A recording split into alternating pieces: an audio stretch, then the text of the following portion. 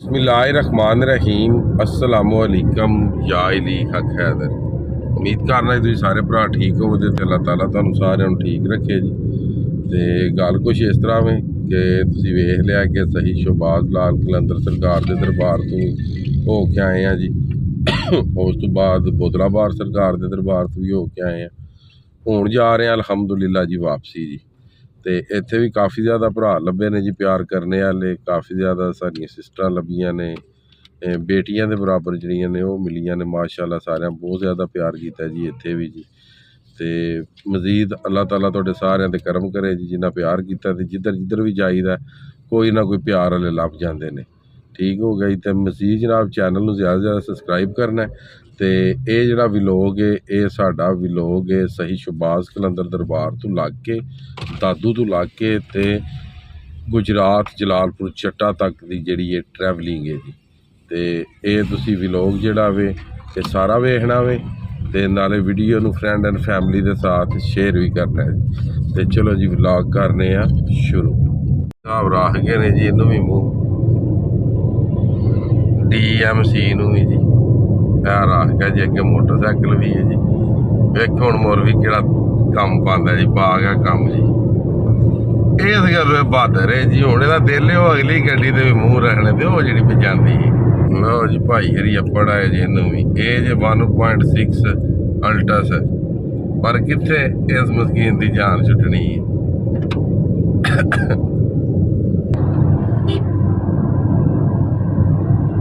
दिता जी डिपर तो लै गया जी राह मोर भी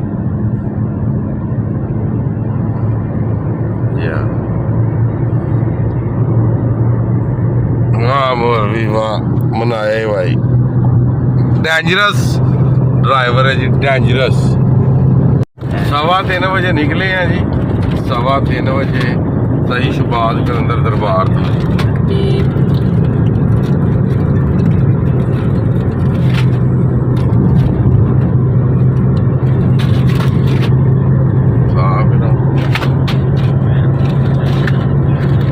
तो ताज होटल ते जनाब रुके हैं। इत्थे हुण कोई खाना शाना खावांगे तो फिर अगां जावांगे। हुण वेखने आ सूरत हाल इन्हां कोल की है। फिर जी इधर दा सिंध इलाके च कुछ इस तरह के चूल्हे होंदे ने ते ए इन्हां दा किचन है, ए चूल्हे ने, ए विच जनाब लगियां ने लोहे दियां सीखां। टमाटर विच जनाब कढ़ाई तैयार हुई टमाटर विच। अलहमदुलिल्लाह जी रायता आ गया जी। ते साथ जी सलाद भी आ गया। उधर रोटियां भी आ रही ने जी। कढ़ाई भी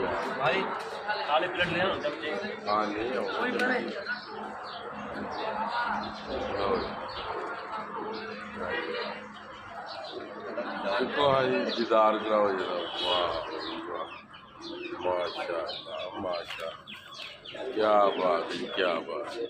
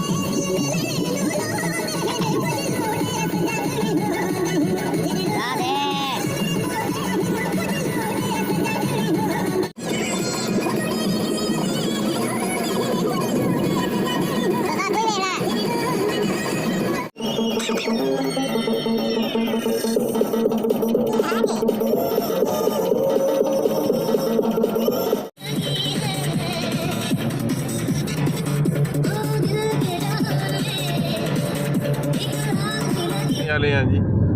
तो मुनाजर तो सब वे ही ले ने। अल्लाह पाक इन्होंने लोगों के उत्ते भी अपना फजल तो करम करे जी। एक पिंड पर लंघने असी ये भी हालात तुम वेख लो।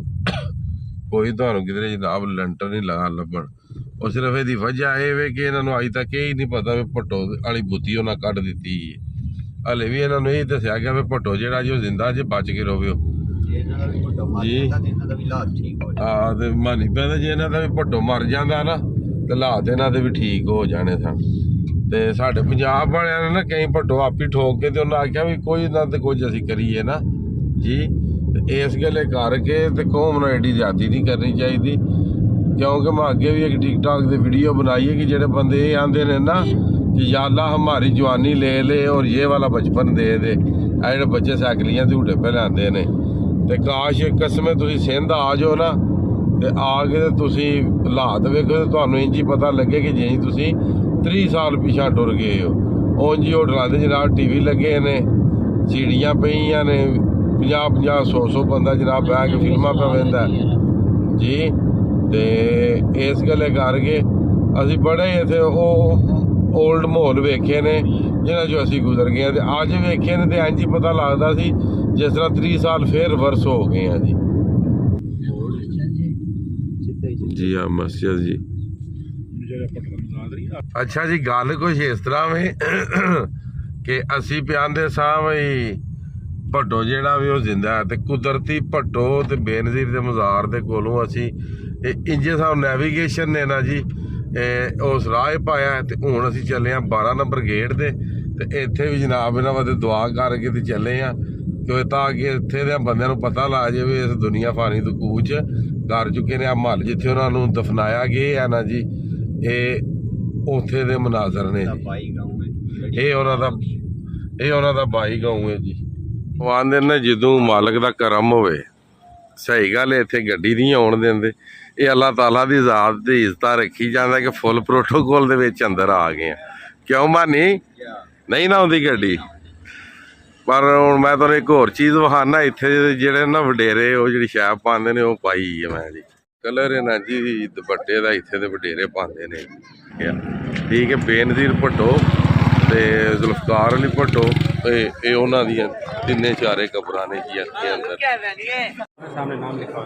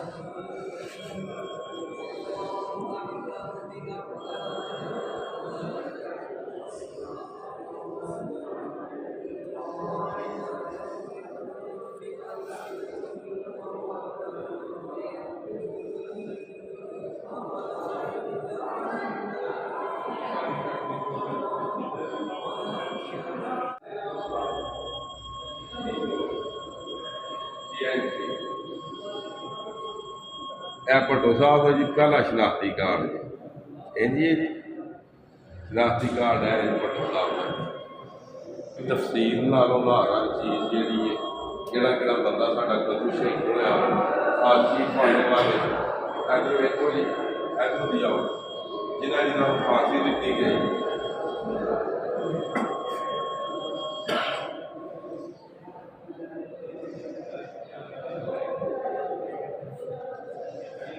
ਜਿਹੜੇ ਹੋਏ 2010-11 ਦੇ ਜਿਹੜੇ ਸ਼ਹੀਦ ਹੋਏ, ਬੇਨਜ਼ੀਰ ਦਾ ਉੱਤੇ ਸਾਰਾ ਸਿਸਟਮ ਉਹਨਾਂ ਦੀ ਸਾਰੀ ਫੈਮਿਲੀ ਦਾ ਜੀ। ਇਸ ਸਾਈਡ ਤੇ ਵੀ ਉਹਨਾਂ ਦੀ ਫੈਮਿਲੀ ਸਾਰੀ ਟੋਟਲ ਇਹਨਾਂ ਦੇ ਇਹੋ ਹੀ ਹਾਲ ਨੇ ਜੀ ਸਾਰੇ ਮੁਕੰਮਲ ਤੌਰ ਤੇ।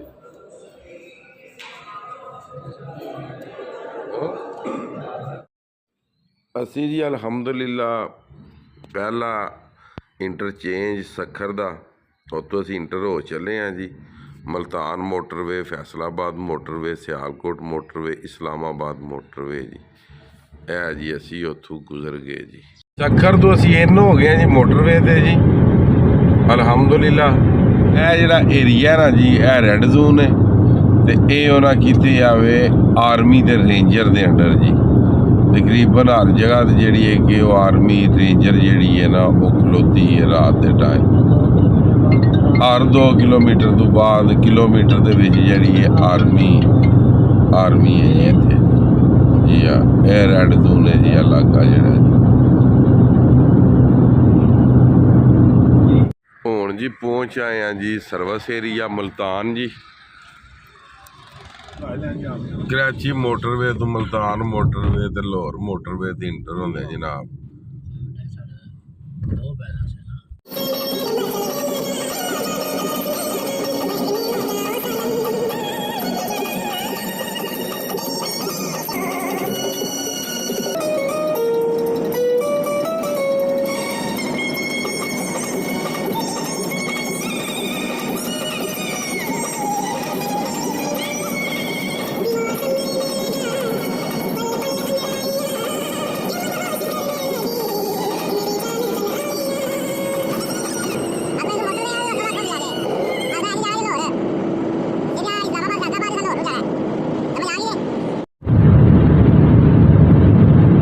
ਪੀਰ ਮਹੱਲ ਕ੍ਰਾਸ ਕਰਨੇ ਆ ਜੀ ਪੇ ਲਾਹੌਰ ਜੜ੍ਹਾਂ ਵਾਲਾ। ਅਸੀਂ ਅਲਹਮਦੁਲਿਲਾ ਜੜ੍ਹਾਂ ਵਾਲੇ ਇਲਾਕੇ 'ਚ ਪਹੁੰਚ ਆਏ ਤੇ ਪੀਰ ਮਹੱਲ ਜਿਹੜਾ ਵੇ ਉਹ ਇੰਟਰਚੇਂਜ ਜਿਹੜਾ ਜੀ ਉਹ ਕ੍ਰਾਸ ਕਰਨ ਲੱਗਿਆ। ਪੀਰ ਮਹੱਲ ਵਾਲਾ ਇੰਟਰਚੇਂਜ 160 ਕਿਲੋਮੀਟਰ ਫੀ ਘੰਟੇ ਦੀ ਰਫ਼ਤਾਰ ਨਾਲ ਗੱਡੀ ਚੱਲ ਰਹੀ ਹੈ।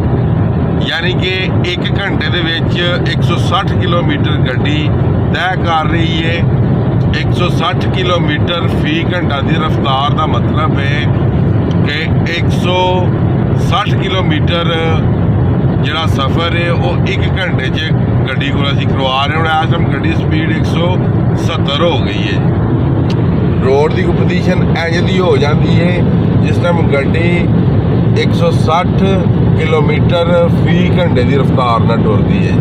ਤੇ ਅੱਲਾਹ ਤਾਲਾ ਦਾ ਬਹੁਤ ਸ਼ੁਕਰ ਹੈ ਜੀ ਕਿ ਸਾਡਾ ਸਫ਼ਰ ਬਹੁਤ ਹੀ ਪਿਆਰਾ ਗੁਜ਼ਰਿਆ ਮਾਸ਼ਾਅੱਲਾ। ਅੱਲਾਹ ਤਾਲਾ ਸਾਨੂੰ ਵੀ ਤੁਹਾਨੂੰ ਵੀ ਆਪਣੇ ਸਮਾਨ ਵਿੱਚ ਰੱਖੇ। 40 ਮਿੰਟ ਜੀ ਤੇ ਅਸੀਂ ਜਾਵਾਂਗੇ ਜੀ ਲੋ ਬੈਲੈਂਸ ਵਾਲ ਜੀ, ਕਿਉਂਕਿ ਸਾਡਾ ਬੈਲੈਂਸ ਲੋ ਹੈ ਜੀ। ਠੀਕ ਹੋ ਗਿਆ ਜੀ। ਕਾਲੇ ਸ਼ਾਹ ਕਾਕੂ ਅਸੀਂ ਪਹੁੰਚ ਆਏ ਹਾਂ 2:40 ਮਿੰਟਾਂ ਤੇ। ਇਹ ਬੰਦੇ ਜਾਣਦੇ ਨੇ ਜੀ, ਇਹ ਸਿਆਲਕੋਟ ਏਅਰਪੋਰਟ ਹੈ ਜੀ।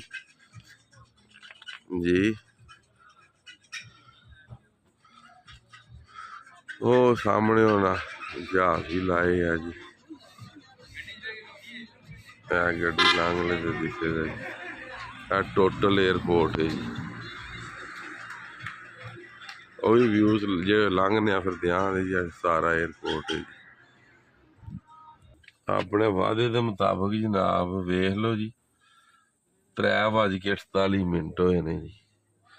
ਇਹਦੇ ਵਿੱਚ ਉਹ ਟਾਈਮ ਕੋਈ ਨਹੀਂ ਕੱਢਿਆ ਗਿਆ ਕਿਸੇ ਕਿਸਮ ਦਾ ਵੀ ਜਿਹਦੇ ਵਿੱਚ ਅਸੀਂ ਕਿਧਰੇ ਖਲੋਤੇ ਹਾਂ ਚਾਹ ਪੀਤੀ ਹੈ 4 ਵਾਰੀ ਗੱਡੀ ਦੀ ਟੈਂਕੀ ਫੁੱਲ ਕਰਾਈ ਹੈ ਜੀ। ਉਹ ਟਾਈਮ ਨਹੀਂ ਨੋਟ ਕੀਤਾ ਗਿਆ।